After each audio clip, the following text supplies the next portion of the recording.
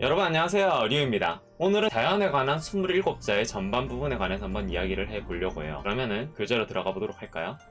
자, 본격적으로 한자 공부에 앞서가지고 여러분들에게 아주 소소하지만 중요한 팁을 하나 드리고 들어갈 거예요. 여러분들이 상형자를 공부하실 때 흔히 하는 실수가 이 수록된 그림을 먼저 본 다음에 이 그림에다가 한자를 겹쳐가지고 보면서 아, 이런 거구나 라고 생각을 하고 넘어가시는 분들이 참 많아요. 그림 위에다가 한자를 덧대는 방식으로 공부를 한다는 거죠. 그런데 여러분들이 한자를 실제로 볼 때에는 제시되어 있는 이 한자의 모양을 보고 머릿속으로 이 의미를 떠올리는 것이지, 그림을 보고 한자를 여러분들에게 떠올리라고 실전에서 제시할 일은 없단 말이에요. 그러면은 실제 필요한 의식의 흐름과는 여러분들이 지금까지 반대로 공부를 하고 있었다는 것이 됩니다. 인지심리학에서는 실전과 같이 연습하고 학습하는 것이 매우 중요하다고 말을 합니다. 그렇기 때문에 공부를 하실 때에도 이 한자의 모양을 보고 이 모양이 어떤 의미를 가진 그림을 연상시키는가 라고 하는 이 화살표의 과정대로 가는 방식대로 여러분들이 학습을 하셔야지 보다 효과적으로 공부가 가능하다는 것을 의미해요. 머릿속에서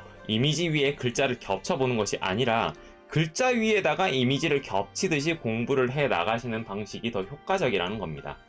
이런 별거 아닌 아주 사소한 차이 하나하나가 학습을 여러 번 거듭해 나가는 데 있어서 아주 큰 효율의 차이로 여러분들에게 다가올 수도 있어요. 자, 그럼 본격적으로 한자를 한번 공부해 볼까요? 먼저 하늘과 관련된 천일석월이라고 하는 한자들을 볼 겁니다. 하늘에 해가 뜨고 지면서 석양을 뿌리고 달이 뜨는 그런 흐름인 거죠. 자, 하늘 천자를 한번 볼까요? 하늘 천자는 이 윗변에 하나 일자가 있고 아랫변에는 큰 대자가 있는 형태를 가지고 있습니다. 그래서 내 위에 있는 그 무엇보다 가장 커다란 존재, 즉 하늘이라는 의미로 이해를 하시면 될 것 같아요. 음독으로는 탱이라고 읽고 천지를 텐치라고 한다거나 날씨를 텐키라고 하는 등으로 쓰이는 것을 알 수 있습니다. 이 하늘 천자를 보실 때 주의해야 되실 점은요, 이 하늘 천자라고 하는 것이 우리의 눈에 보이는 저런 물리적인 하늘을 의미하는 것이 아니라는 거예요. 우리가 흔히 말하는 일반적인 하늘을 말할 때는 빌공자를 써서 소라라고 말을 합니다. 그런데 이 텐자 같은 경우는 조금 더 관념적이고 추상적인 하늘을 의미할 때 사용을 해요. 그래서 우리가 텐 니치카테라는 것처럼 하늘의 맹세코라고 하는 표현 같은 거를 말을 할 때 이 하늘이라고 하는 거는 그냥 물리적인 하늘이 아니라 조금 더 추상적이고 관념적인 그런 의미의 하늘이죠. 음독에 나와 있는 예시 단어 중에서는 이 날씨를 하늘의 기운이라고 하는 표기인 텐키로 나타낸다는 식으로 말을 한다는 걸 조금 유념할 필요가 있을 것 같습니다. 이 훈독은 아메와 아마라고 읽는데 훈독에서 파생되는 어휘는 굉장히 그 수도 적을 뿐더러 현대에서는 사용되질 않아요. 거의 일반적인 현대어에서 하늘을 아메라고 칭하거나 읽는 경우는 거의 없으니까 훈독에 나와 있는 단어들은 대부분 그냥 참고만 하고 넘어가셔도 될 것 같습니다. 그래도 알아두면 좋은 빈출 어휘들이 몇 개가 있는데 그 중에 하나가 이 아마쿠다리라고 하는 어휘예요. 이 아마쿠다리라고 하는 거는 하늘에서 내려온 것이라는 의미에서 이제 저 하늘과 같은 상부에서 밑에 이렇게 해라 라고 내린 강압적인 명령으로 쓰이게 되는데 주로 사용되는 분야가 있어요. 주로 인사라던가 채용 부분에서 사용되는 어휘입니다. 예를 들어서 낙하산 인사라고 하는 것을 나타낼 때는 아마쿠다리 진지라고 하고요. 또는 이 아마쿠다리 사키라고 하는 표현이 있는데, 예를 들어 검찰의 고위 간부가 은퇴한 후에 자동으로 경비회사의 간부로 채용되게 되어 있다라는 시스템 같은 게 있다면은 그런 자동으로 배정이 되어버리는 직장이라던가 자리 같은 것을 아마쿠다리 사키라고 표현을 해요. 요 아마쿠다리라고 하는 거는 굉장히 형사 드라마라던가 이런 곳에서 자주 쓰는 표현이니까 알아두시면 굉장히 좋을 거예요. 다음으로는 해 일자, 날 일자가 있는데요. 음독으로는 1순위로 니치, 2순위로는 니츠라고 읽히는 그런 음덕이 있습니다. 이 두 가지 경우 모두 1순위, 2순위이기 때문에 파생되는 어휘의 수가 굉장히 많고 일상에서 자주 쓰이는 그런 발음들이에요. 그래서 여러분들이 학습을 하실 때 조금 노력이 필요한 한자가 될 것 같습니다.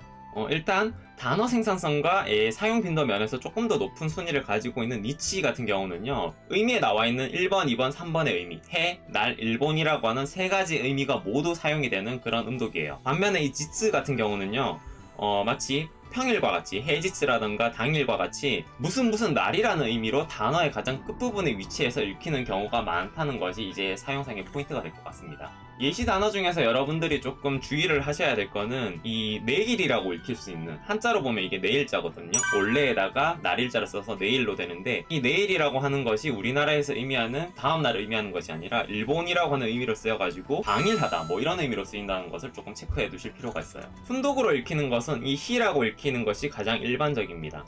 이쪽도 생산성이 꽤 많이 높아요. 일출을 말할 때는 음독으로 말을 하는 게 아니라 히노데라 음독으로 풀어서 말을 하는 게 보다 일반적이라고 하는 것도 조금 체크해 두시면 좋습니다.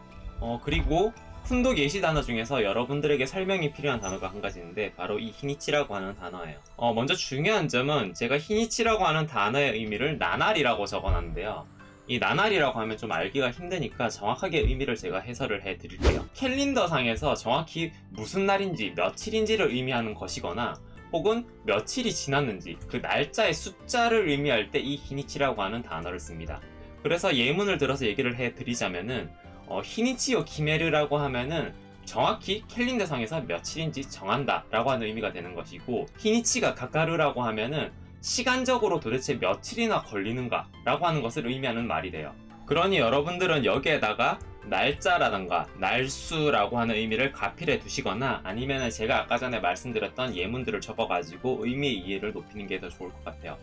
그러면 이 나날이라고 하는 의미는 어떻게 쓰는가? 똑같은 표기, 즉 날 일자를 두 개 겹쳐서 적은 다음에 훈독으로 읽어가지고 히비라고 하는 단어를 통해서 이 나날이라고 하는 의미를 나타내는 경우가 훨씬 일반적이에요. 뭐 예를 들어서 히비노 오코나이라고 하면은 네가 평상시에 해왔던 행위들, 행동들 뭐 이런 의미를 가지거든요. 나날을 의미할 때는 히비라고 하는 단어를 더 쓰고 며칠인지 그리고 혹은 날수를 나타낼 때에는 히니치라고 하는 단어를 쓴다고 하는 것을 체크해 두셔야 될 것 같아요. 가필해 두시면 좋겠죠.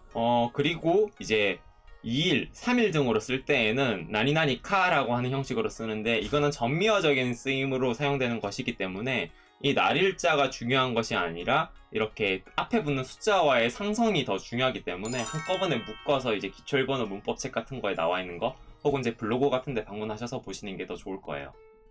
그리고 쭉 아래 내려가셔가지고 예외를 보시면은요, 이제 내일, 어제 같은 것들을 보면은 발음이 두 개씩 나와 있죠. 그 앞에 쪽에 나와 있는 아시타라던가 기노우라던가 쿄 같은 경우는 훈독이고요. 뒤에 나와 있는 아스, 사쿠지츠, 콘니치 같은 경우는 음독이에요. 뭐 음독 같은 경우는 조금 더 격식을 차린 자리에서 그리고 정중한 표현을 할 때 쓰고요. 일반적인 상황에서는 훈독들을 사용을 합니다. 추가적으로 여러분들이 이제 필기를 해 놓으시면 좋은 게 오늘을 격식 있게 말할 때는 나와 있는 내용이 아니라 혼지츠라고 하는 표현을 쓸 때가 많고요. 아스보다 더 정중하게 내일을 말을 할 때에는 음독을 써가지고 이제 묘니치라고 읽을 수가 있는 경우가 있으니까 가필을 해두시면 더 좋을 것 같아요. 자, 다음은 저녁석자입니다. 이 저녁석자는 사실 모양만 놓고 봐서는 외우기가 조금 애매하기 때문에 이 이미지를 떠올리실 때 색깔과 함께 이미지화하는 게 조금 더 외우시기 쉬울 거예요.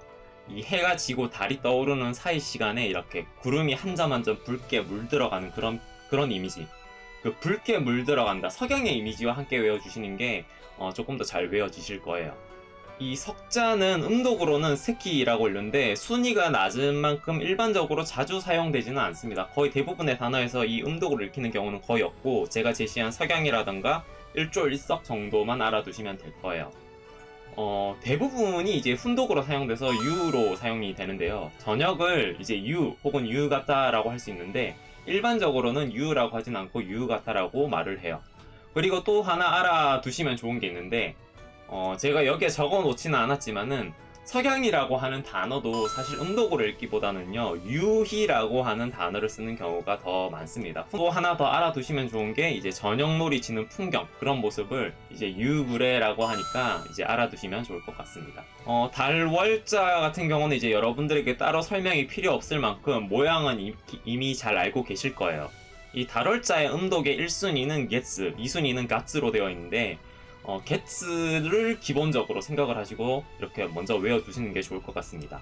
가츠 같은 경우는요 주로 이제 어떠한 달, 어떠한 날을 표현할 때 더 자주 쓰여요. 뭐 생년월일을 말할 때 세넨갑비라고 한다거나 이제 특별한 날인 설날을 의미할 때 오시오가츠라고 하는 것처럼 이제 조금 특별한 날이라던가 어떤 특정한 날을 나타낼 때 더 자주 사용하기 때문에 게츠 쪽이 조금 더 일반적이라고 생각을 해주시는 게 좋을 것 같아요. 여러분들이 또 추가로 이렇게 필기를 해두시고 알아두면 좋은 표현으로는 츠키나미라고 하는 표현이 있을 것 같아요. 이 츠키나미라고 하는 거는 직역하자면은 한 달 한 달을 쭉 늘어놓는 것이라고 하는 의미가 되는데 이게 조금 더 추상적으로 바뀌어가지고 의미가 결국에는 매월 똑같이 반복되는 것을 의미하게 되어서 지금은 그 의미가 진부하고 평범해서 남들과 다를 바 없는 것이라고 하는 의미를 지니고 있습니다. 뭐 예를 들어서 츠키나미노 노력대와 카테나이라고 하면은 남들과 다를 바 없는 노력으로는 이길 수가 없다라는 식으로 보통 뒤에 이제 부정이라던가 강조의 표현을 같이 끌고 와가지고 사용하는 경우가 많아요. 이 한자만 보면은 의미를 전혀 알 수 없는 단어이기 때문에 체크를 해두시는 게 좋을 것 같아요. 또 이 달월자 자체가 다른 한자의 부수로서 쓰일 때에는 이 고기 육자의 변형으로, 즉 고기를 의미한다는 그런 부수가 된다고 하는 점은 꼭 알아두셔야 됩니다.